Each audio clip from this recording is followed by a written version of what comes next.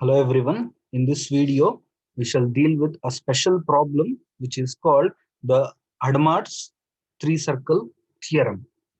So now we shall prove it as a theorem. So the statement of Hadamard's three circle theorem is: suppose f of z is analytic in the annulus modulus of z greater than r1 less than r2 and continuous on the closed annulus modulus of z greater than or equal to r1 less than or equal to r2.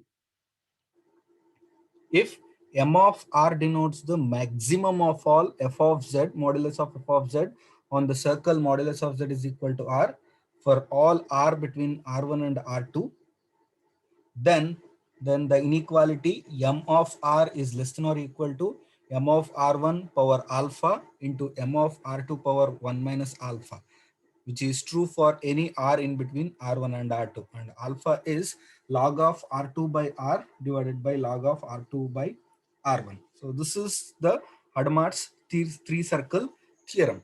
So they have given in the hypothesis that f of z is analytic in the annulus modulus of z greater than r1 less than r2. So which is nothing but the annulus centered at 0, which is in between r1 and r2. So that is, so if you consider the circle centered at 0 with radius r1 and one more circle with same center with radius r2. So if we consider any two concentric circles, then the region between them, the region between these two circles is called annulus. So this is nothing but the annulus modulus of z greater than r1 less than r2. That means here we are collecting only the points lying in between these two circles, not the circle. So this is the inner circle, this is the outer circle. So between these two circles there are some points. So the set of all those points is called the annulus modulus of z greater than r1 less than r2.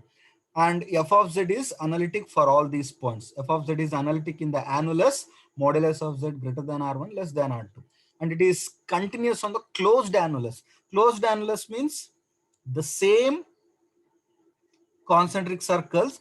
So closed annulus means now we will consider the points in between the two circles and also points on the circle.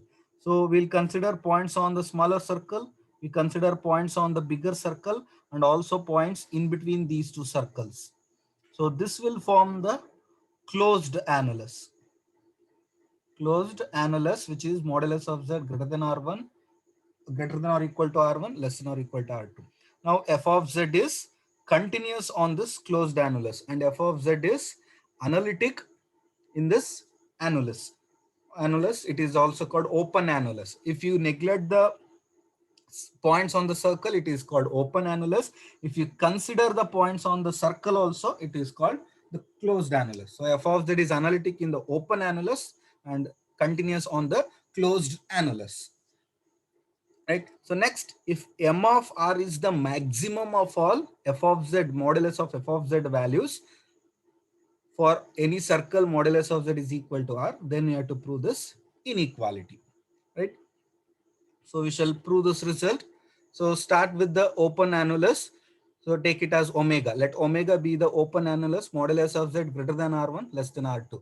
And we have already seen that any annulus is a region. It is open connected set, so it is region. And f of z is analytic in this region omega, and continuous on the closed annulus modulus of z greater than or equal to r1 less than or equal to r2. Now define m of r to be maximum of all f of z modulus of f of z over any circle modulus of z is equal to r, where r is in between r1 and r2. So that is, now if I consider the closed annulus centered at 0 with radius r1 and r2. Now in this closed annulus, consider any circle. Consider any circle with center 0, radius r. So as circle is in between these two circles, it will be, radius will be in between r1 and r2. So f is continuous on this whole closed annulus. So if we consider any circle in that closed annulus, so f is continuous on that circle also. So f is continuous on that circle modulus of z is equal to r, where this circle is a compact set. it is closed and bounded subset of R2.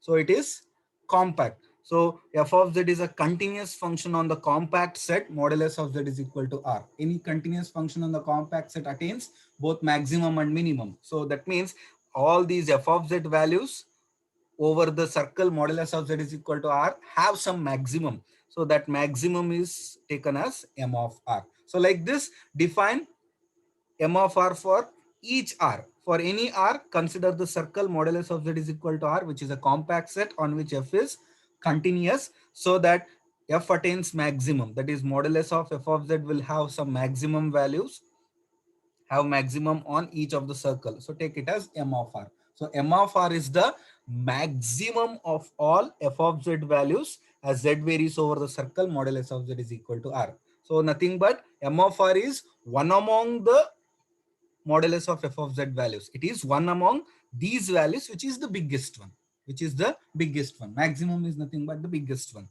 Now, so that's the explanation which I have given here. So for any R between R1 and R2, modulus of f of z is a continuous function on the compact set. Modulus of z is equal to R. So it attains maximum and minimum. So m of R exists.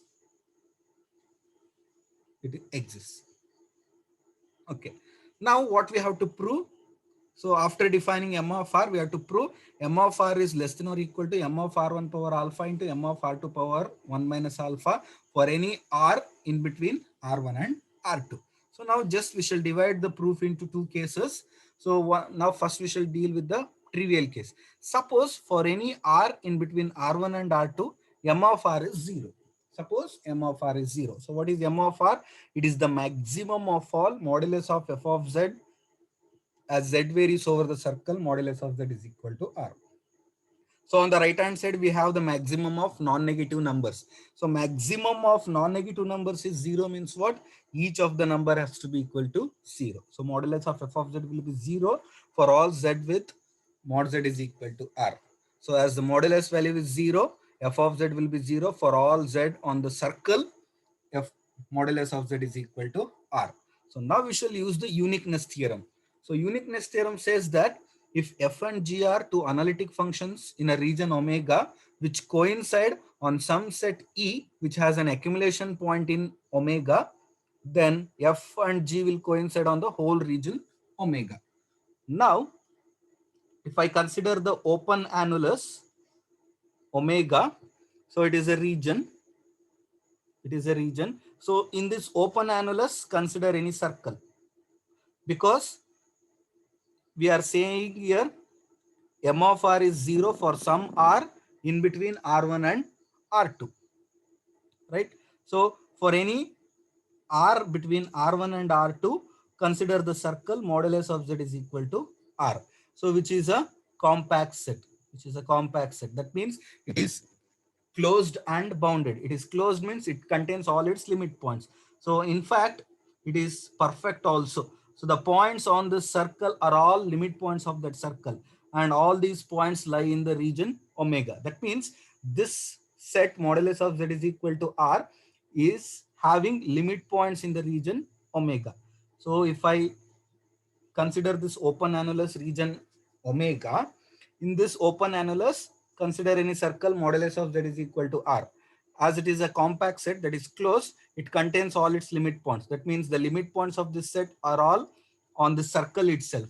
So they are all on the circle means it will be in the open annulus, because the circle is in open annulus. That means this set has limit points which is in omega. The limit points of this set are in omega. So here what we have, f of z is equal to 0 if I take it as the function z, g of z. So this is true for all z with mod z is equal to R. So on this circle, f of z and g of z coincide. So which has a accumulation point in omega. So here take f to be f itself, g as the 0 function. So region omega as the open annulus, and take E to be the circle modulus of z is equal to R. So then this circle will have limit points in this region omega, and on this set E, f and G coincide. So by hence uniqueness theorem, F and G has to coincide on the whole region omega, right? So as F and G coincide on the set E, and E as an accumulation point in omega, F and G should coincide on the region omega, the whole region omega. So then by uniqueness theorem, we note that F of Z will be 0 for all points Z in omega. So in this region, so in this whole region, F of Z reduces to 0 means what? So on any circle, if we consider M of R, what is it? It is maximum of modulus of F of Z as Z varies over that circle. So as F of Z is 0 on the whole region omega, on any circle in that open annulus, M of R is what? Maximum of modulus of F of Z. As F of Z is 0, modulus of F of Z will be 0 for all Z. In particular, it is true for the points on the circle also. So as all the points are 0, the maximum will also be 0. And so that M of R will be 0 for all R. As F of Z reduces to 0 on the whole region omega, if we consider any circle in that open annulus, on that circle also, the maximum will be obviously 0. So M of R will be 0 for all R between R1 and R2. So what that means, if M of R is 0 for some R, then M of R will be 0 for all R. So M of R will be 0 for any R in between R1 and R2, and whatever the value of M of R1 and M of R2. So as these are non-negative numbers, M of R1 means what? So M of R1 is maximum of modulus of F of Z. As Z varies over the circle, modulus of Z is equal to R1. Right? So this is also non-negative number. This is also non-negative number. So anyway, as the left-hand side, M of R is 0 for all R. So it is obviously less than or equal to non-negative number. So this is 0. 0 is less than or equal to this product. So the inequality obviously holds for any alpha. So it need not be the alpha given in the theorem. So if you consider any real number alpha, so as the left hand side M of R is 0, so the inequality holds obviously for any real alpha. So thus, if any M of R is 0, then the inequality obviously holds. So that we dealt with the trivial case. So now assume M of R is non-zero for all R. If it is equal to 0 for some R, then inequality will obviously hold. We have seen that. So now assume M of R is non-zero for all R. Then M of R will be positive, because what is M of R? So M of R is maximum of modulus of F of Z. So modulus of F of Z are non-negative numbers. So maximum of non-negative numbers will be always non-negative once again. So we have removed the case equal to 0. So the only remaining case is positive. So as M of R is non-zero, M of R will be positive, right? So it will be positive for every R where R is in between R1 and R2. And M of R is also real. So M of R is what? It is maximum of modulus of F of Z. As Z varies over the circle, modulus of Z is equal to R. So M of R will be positive, and it is also real, as it is the maximum of real numbers. Okay, now we shall define a function g of t to be t into log of r1 minus log of r2 plus log of mr1 minus log of mr2 for any real t. So as r1 and r2 are radii of the annulus, they will be positive. So R1 and R2 are positive real numbers. So log of R1 and log of R2 are defined.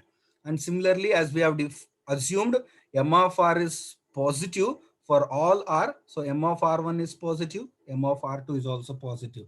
And we know that log is only defined for positive real numbers. So here M of R1 is positive, M of R2 is also positive. So log of MR1 and log of MR2 are defined. So all these numbers are defined. So the right hand side number is a well-defined value. So G will be well-defined. So G of t is defined for all real numbers, and it is well-defined. And when it will be 0, G of t will be 0 if and only if the right hand side number is 0. And if I simplify that, so whenever t is equal to this value, g of t will be 0. So g of t will be 0 for t value log of mr2 minus log of mr1 by log of r1 minus r2. So take that as beta. So take that value as beta. So if I put t is equal to beta, then g of beta will be 0, right? So for this beta, g will be 0.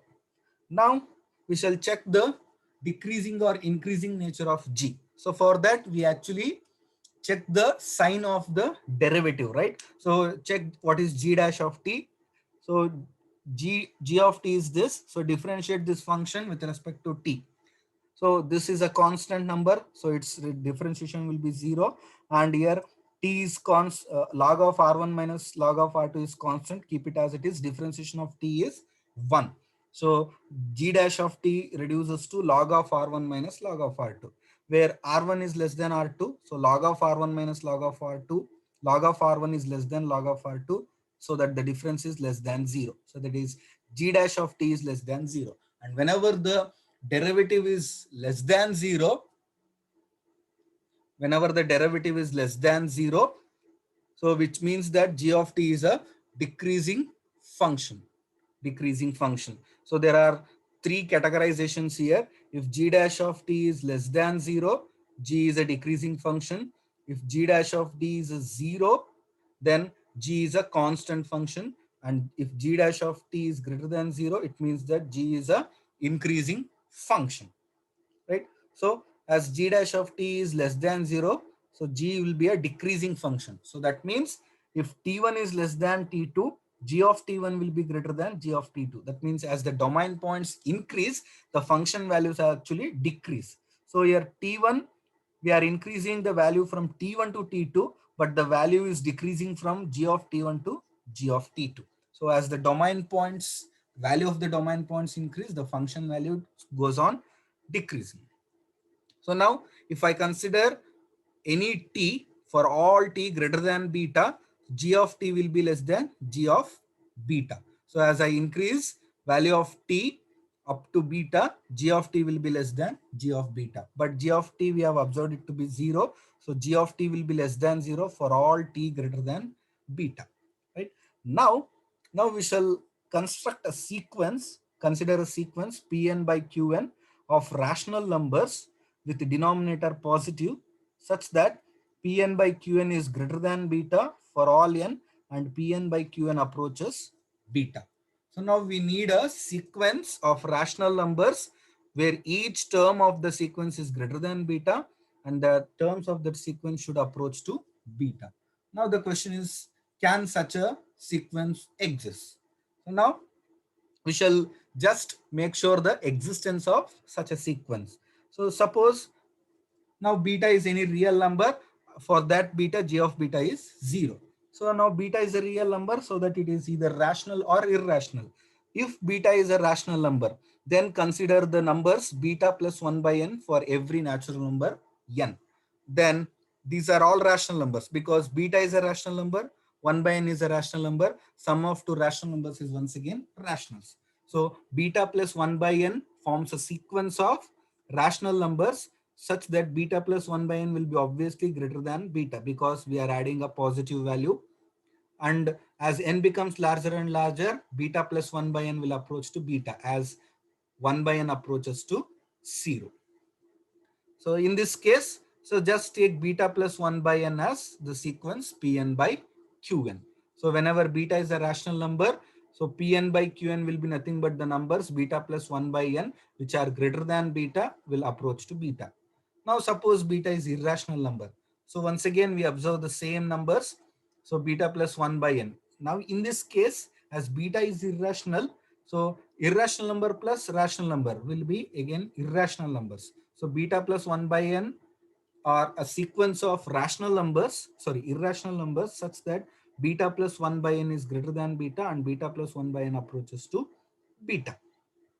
Right?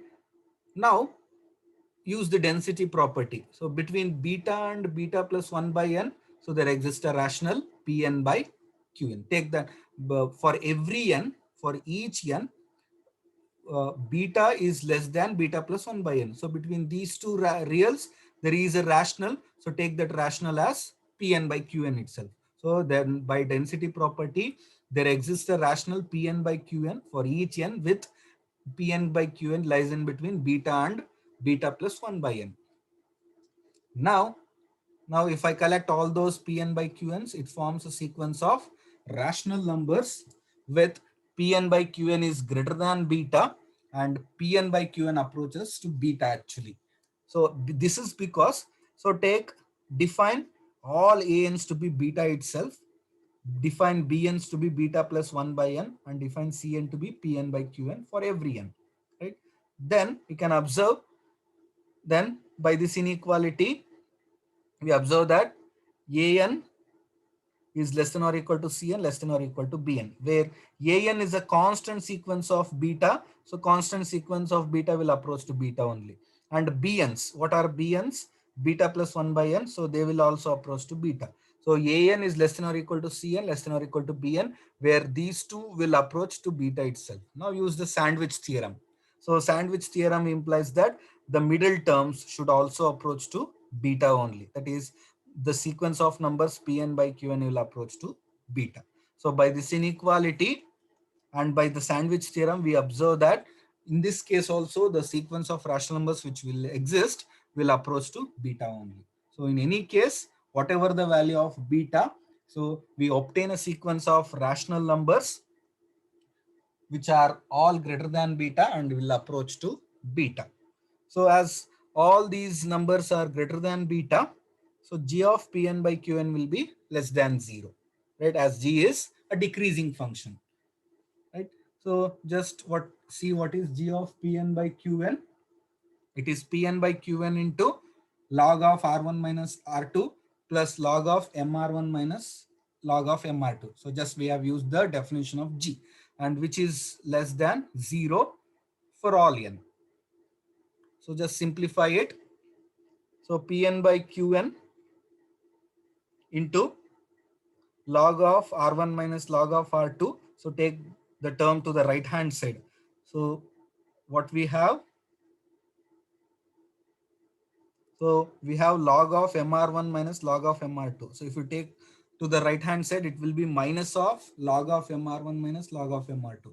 So if by taking minus common, so it will get converted into positive. So that log of MR2 minus log of MR1. Now use the property that log of a minus b is log a by b, log a by b. So log of R1 minus log of R2 is log of R1 by R2. Log of MR2 minus log of MR1 is log of MR2 by MR1. Next, there is another property. So log of a to the power x is x into log a. So here Pn by Qn into log of R1 by R2 will be log of R1 by R2 power Pn by Qn. On the other side, log of MR2 by MR1 as it is. Now take exponential on both sides. As this number is less than this number, exponential of this number will be less than exponential of this number. As exponential is a increasing function, so exponential of this number will be less than exponential of this number. So what is exponential of this number? We know that exponential and log are inverse to each other. If we take the log base e, so log and exponential are inverse to each other, so they gets cancelled. That is e to the power log x is x. Here also e to the power log of R1 by R2 power Pn by Qn will be just R1 by R2 power Pn by Qn. Here also e to the power log of this will be MR2 by MR1. So which holds for all n once again. Now raise Qn power on both sides. Raise Qn power on both sides. As on this side we have 1 by Qn. So Qn gets cancelled on the left hand side, and we'll be having Qn power on the right hand side. Now cross multiply the denominators. So R1 power P1 into MR1 power Q1 will be less than R2 power Qn Pn into MR2 power Qn. So which holds for all natural numbers n. So call this as this equation star. Sorry, it is not an equation, it is an inequality. So call this inequality as star. Right. So now we shall consider a new function once again. Define hn of z to be modulus of z whole power pn into modulus of f of z power qn. So as we know that modulus of z power pn. So this can be defined for all z, and modulus of f of z power qn. This number or this term can be defined wherever z is defined, and z is defined in the closed annulus. So this function can be defined for all z with modulus of z greater than or equal to r1, less than or equal to r2. And then we observe that it is analytic in the open annulus and continuous on the closed annulus. This is because according to the definition, so it is product of two terms, where the first term is analytic and continuous everywhere, but the second term will be analytic and continuous wherever f of z is analytic and continuous. So f of z is analytic in this open annulus, continuous in the closed annulus. So on a whole, so if you consider the common region, Hn of z will be analytic in the open annulus and continuous in the closed annulus, right? So now we shall use the maximum and minimum principle for analytic function. So in the previous video, we have proved the maximum and minimum principle for harmonic function, and a similar result is there for analytic function also. The maximum and the minimum principle for analytic function says that if f of z is continuous on some closed and bounded set E and analytic in the interior of E, then f of z attains maximum and minimum on the boundary of E.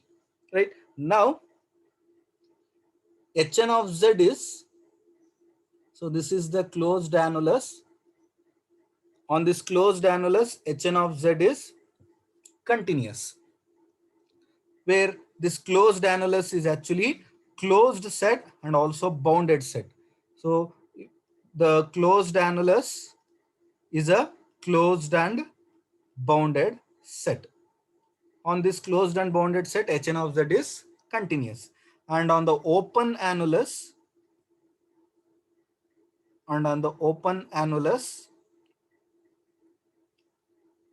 Hn of z is analytic. Hn of z is analytic. So this is a closed and bounded set, and the interior of this set, interior of the closed annulus is nothing but the points in between these two circles. Points in between these two circles. So if you consider any point here, you can find a neighborhood around it, which is entirely contained in this. So all the points in this set are interior points. So the interior of this closed and bounded set, which is closed annulus, is nothing but the corresponding open annulus. Open annulus. So now see here. Now Hn of z is continuous on the closed and bounded set E, which is given by modulus of z greater than or equal to r1, less than or equal to r2, and interior of E. So what is interior of E?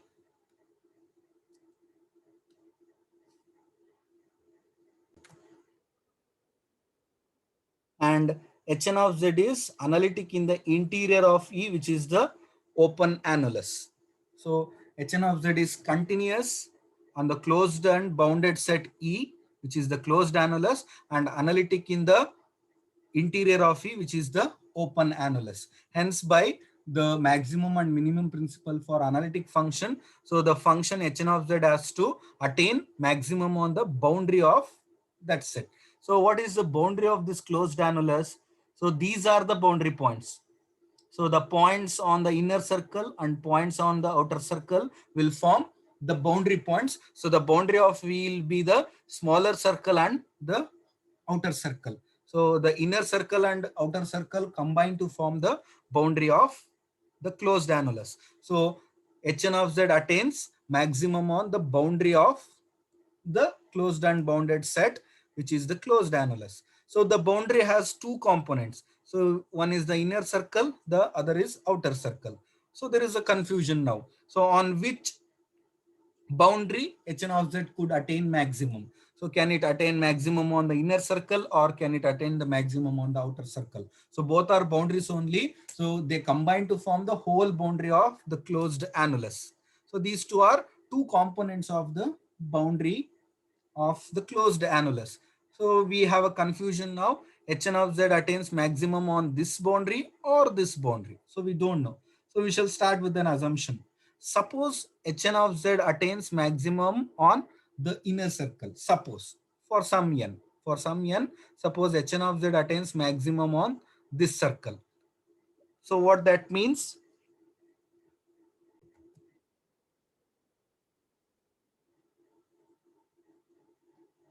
So Hn of z attains maximum on this circle, modulus of z is equal to R1 means what? For some point on that circle, Hn of z has the maximum value. So that is, there exists a point z0 on this circle, that is modulus of z is equal to R1, such that Hn of z0 is the maximum of all rest of the Hn of z values. So Hn of z will be less than or equal to Hn of z0 for all z with mod z greater than or equal to R1, less than or equal to R2. And now use the definition of Hn of z. So Hn of z is modulus of z power Pn into modulus of f of z power Qn less than or equal to Hn of z naught. So just put z is equal to z naught, modulus of z naught power Pn into modulus of f of z naught power Qn. But in turn, this right hand side number. So what is modulus of f of z naught? So we have defined m of R1 to be supremum of all modulus of f of z for any z with modulus of z is equal to R1. Now modulus of z naught is equal to R1. So modulus of f of z naught. So will be a term in this set. So for all these terms, m of R1 is the maximum. So modulus of f of z will be less than or equal to m of R1 power Q1, as m of R1 is the maximum of all the numbers. Modulus of f of z as z varies over this circle. So this number will be less than or equal to the maximum, right?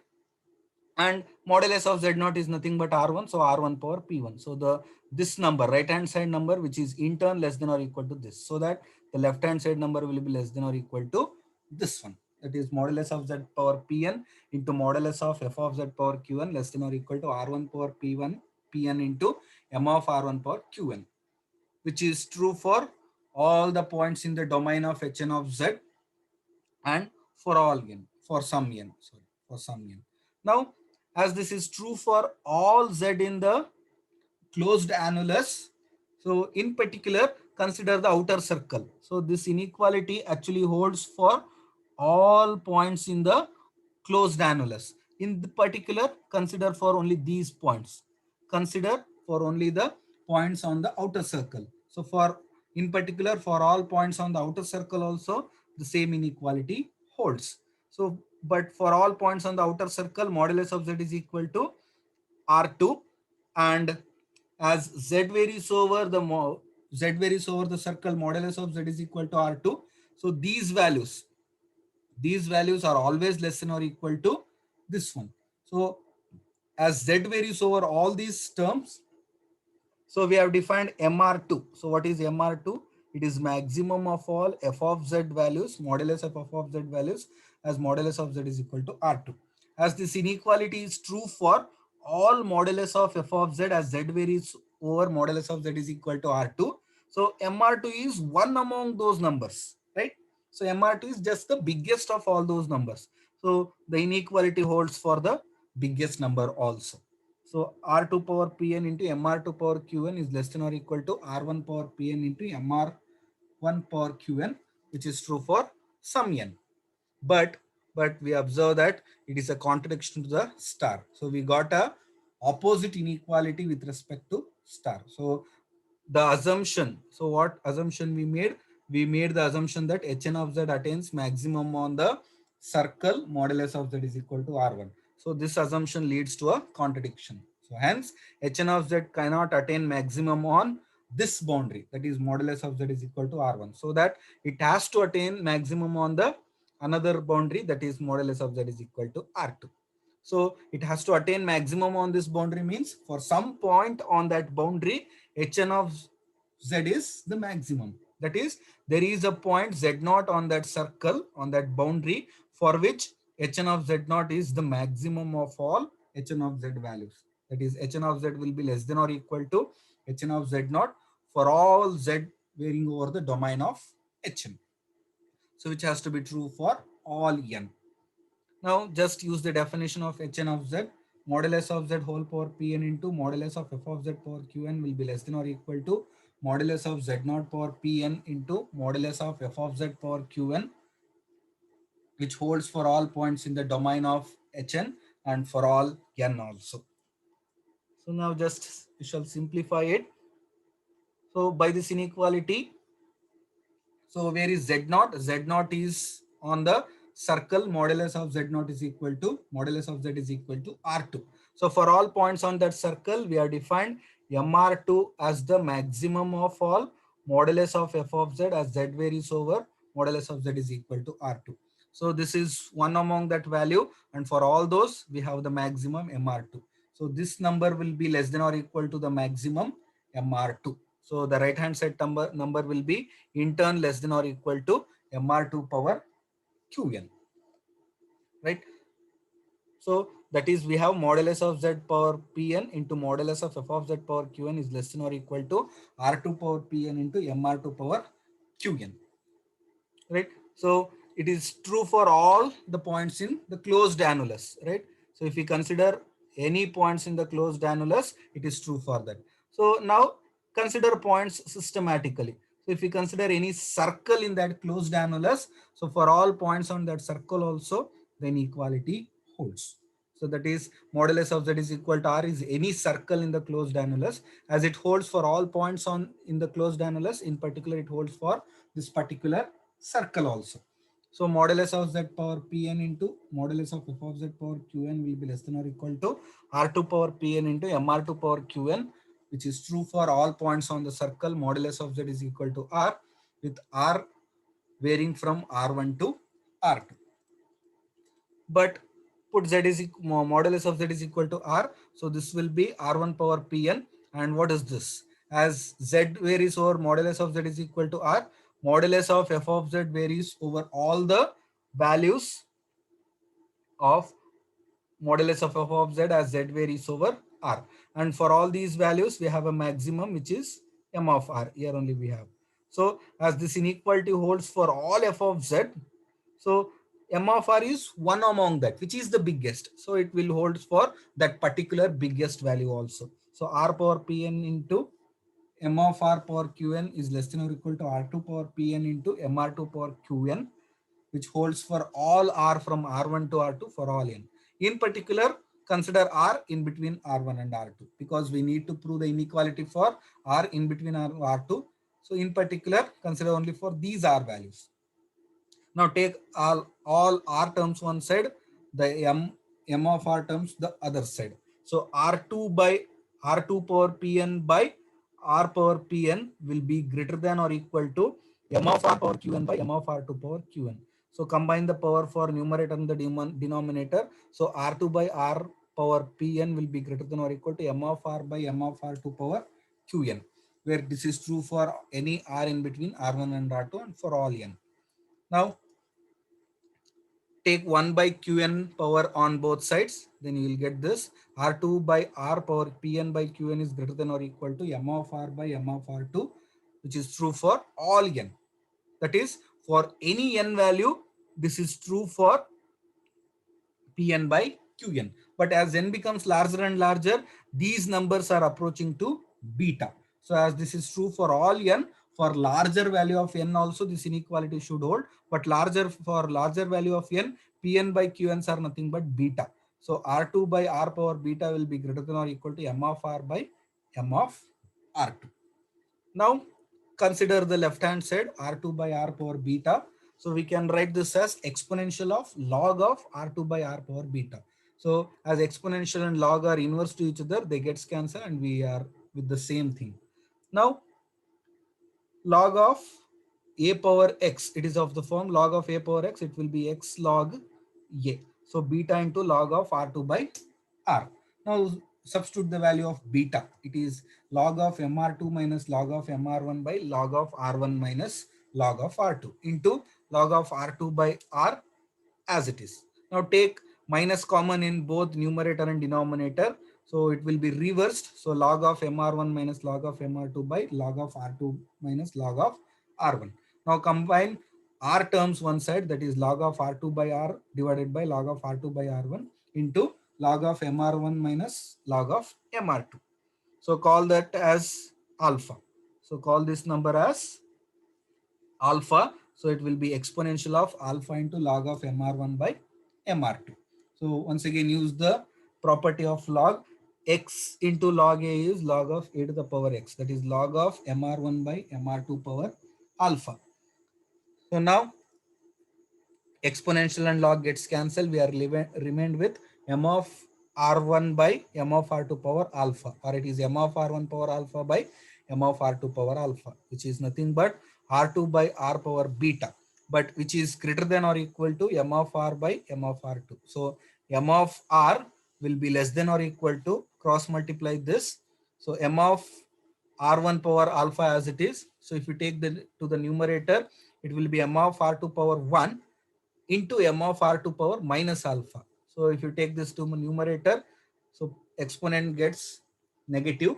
So it will be m of r2 power 1 minus alpha, where alpha is log of r2 by r divided by log of r2 by r1. So which is the desired inequality which gives the Adam's three circle theorem, where r is any value between r1 and r2. So in this video, we proved a special problem which is called the Adam's three circle theorem.